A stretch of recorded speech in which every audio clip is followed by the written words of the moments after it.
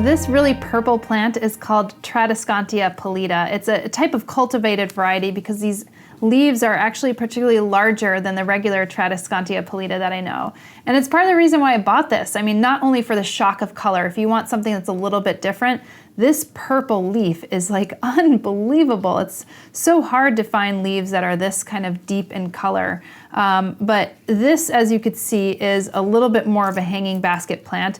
It can get a little stemmy, admittedly. So if it's something that you don't find very aesthetically pleasing, I do have to say that they do root up quite easily. So this one right here is in some moist sphagnum that I am rooting up largely because I knocked one of these and it kind of snapped. So it is one of those plants that easily snaps off, but oftentimes when it is a plant that easily snaps off, it could easily propagate itself again. So I've actually had this, I probably should check the roots because I've had this in here for a couple weeks. It's gonna be hard for me to pull that out. But anyway, this is an easy way to actually propagate it. You could cut it right below one of the nodes or knock it off right at one of the nodes and stick it in the sphagnum and it should root up pretty readily. But this one is native to Mexico. It kind of scrambles along the ground, but of course, as I mentioned, could make a really good hanging basket plant if you don't mind, you know, this stemmy nature, because sometimes the older leaves do fall off.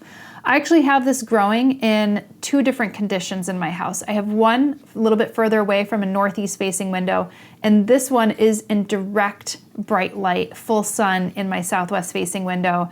And both are actually doing quite fine. I do have to say that the one in the northeast window actually has a little bit longer internodes, so that's the nodes between the two leaves, and that's largely because it's probably stretching out. But again, if you wanted a little bit more bushy, because it is sold a little bit more bushy, you could always cut it back and stick it back into its own soil, or do something like this and then stick this back into the pot. You know, as I could show you here, you could stick that back in the pot and then it starts to kind of bush out a little bit more. Otherwise, I've had no pest pressures with this particular plant.